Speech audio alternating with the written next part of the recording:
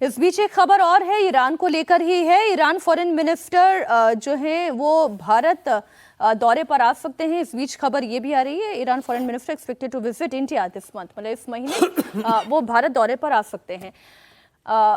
हम भारत जी कह रहे हैं हाई प्रोफाइल विजिट, बहुत हाई पूरा इस महीने जी। यूरोपियन यूनियन से आ रहे हैं, फ्रांस के राष्ट्रपति आ रहे हैं, जर्मनी के चांसलर आ रहे हैं। यूरोपियन यूनियन के तो बड़ा ग्रुप आ रहा है पूरा का पूरा। हाँ, गणतंत्र दिवस मतलब पूरा का पूरा हाई प्रोफाइल विजिट है इस महीने। अच्छा, अपने ही वतन पाकिस्तान के खिलाफ बलूच नेता कैसे ट्रंप से गुहार लगा रहे हैं, ये खबर भी आप देख लें। मतलब पूरी दुनिया में ट्रंप के खिलाफ इस वक्त आवाज़ बुलंद हो रही है, जो भी उन्होंने किया। लेकिन इस वक्त अमेरिका में रह रहे बलूचिस्तान के नेता डॉक्टर ताराचंद ने ट्रंप से कहा है कि वेनेजुएला की तरह ही आसिम मुनीर को भी सबक सिखाएं। ताराचंद ने ट्रंप के वेनेजुएला में हमले को सही ठहरा दिया। उन्होंने कहा, मात्रो को पकड़कर वेनेजुएला के लोगों को उन्होंने तानाशाही से बचाया। उन्हें इसी तरीके की कार्रवाई बलूचिस्तान के लोगों को बचाने के लिए भी करनी चाहिए। ताराचंद ने खास तौर से पाकिस्तानी आर्मी के प्रमुख आसिम मुनीर को मात्रो जैसा बताते हुए उन पर सख्त एक्शन लेने की मांग की है। अब आप ये कह सकते हैं कि ये मांग कितनी जायज़ है या नाजायज़ है। बलूचिस्तान के लोग तो परेशान हैं ही, और बलूचिस्तान में जो चीन इंटरफेरेंस भी है, जो अमेरिकन इंटरेस्ट भी है, अगर उन दोनों को ही देखें तो बलूचिस्तान की स्थिति भी कोई बहुत ठीक नहीं है। हर्षवर्धन जी। नहीं, देखिए, बलूचिस्तान के साथ और बलूचिस्तान के लोगों के साथ जो व्यवहार पाकिस्तान लगातार करता रहा, तो उसमें ये एक तरह से कहें कि उसी लंबे समय से चले आ रहे विद्रोह को थोड़ा ऑर्गेनाइज्ड तरीके से दुनिया के सामने रखने की कोशिश है।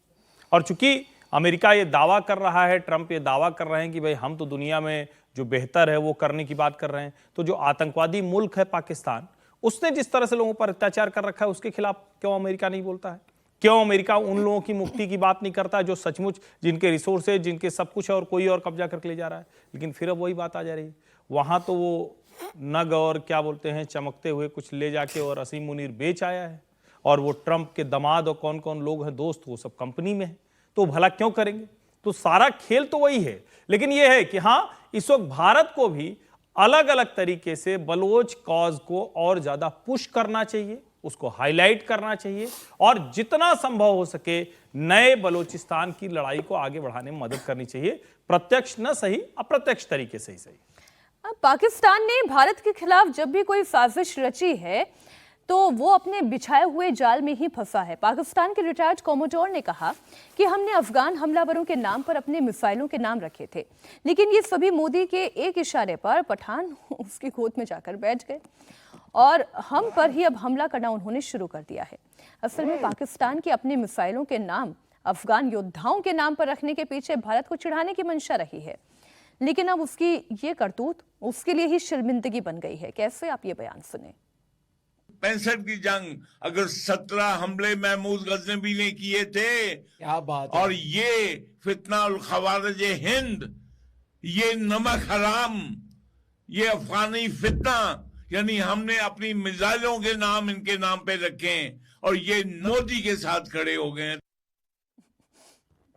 क्या क्या चिढ़ है जो निकल रही है, समीर जी? नहीं, वैसे और कुछ कहें, नमक हराम नहीं कह सकते, क्योंकि पाकिस्तान की इतनी औकात कभी नहीं हुई कि वो अफगानिस्तान को नमक खिला सके। मतलब ये अरे आज तो मैंने बाकी वो गुस्सा जायज है कि उनको लगता था कि, आपको याद होगा सबसे पहले आईएसआई चीफ गया था वहां चाय पीने के लिए जब अमेरिका भागा था। अच्छा, आपने चूंकि अब ये बात कह दी तो इसी से जुड़ी हुई खबर है, और मैंने वो रिपोर्ट भी देखी।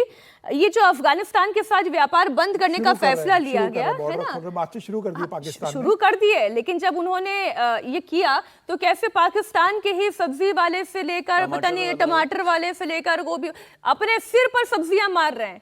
मैंने तो ऐसे वहाँ की जो सोशल मीडिया पर जितनी तस्वीरें आती है उसे देखने के बाद मैं खुद ही हैरान रह गई कि पाकिस्तान जो है ना क्या करता है कि कुल्हाड़ी पे जाकर अपना पैर मार देता है।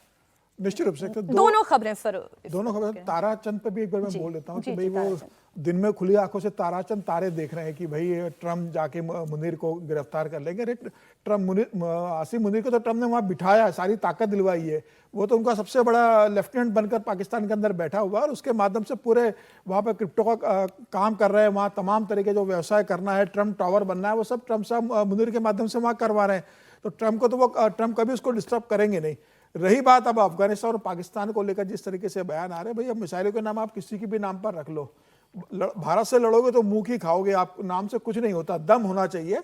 भारत के पास वो दम है और इसलिए पाकिस्तान कुछ भी करेगा तो मात खाएगा। और जहां तक अभी दोनों देशों के बीच व्यापार का जो चल रहा है कि अफगानिस्तान और पाकिस्तान में इतना तनाव के बाद भी अब पाकिस्तान को समझ में आ रहा है कि भारत ने तो हुक्का पानी बंद कर दिया, पानी नहीं दे रहा है, भारत से व्यापार बंद है और भारत से डर भी है कि कब, भारत ने बार बार बोल के रखा कि भाई अभी ऑपरेशन सिंदूर खत्म नहीं हुआ है, कभी भी शुरू हो सकता है। तो उनको इस बात का डर है कि भारत से फिर मार मिल सकती है,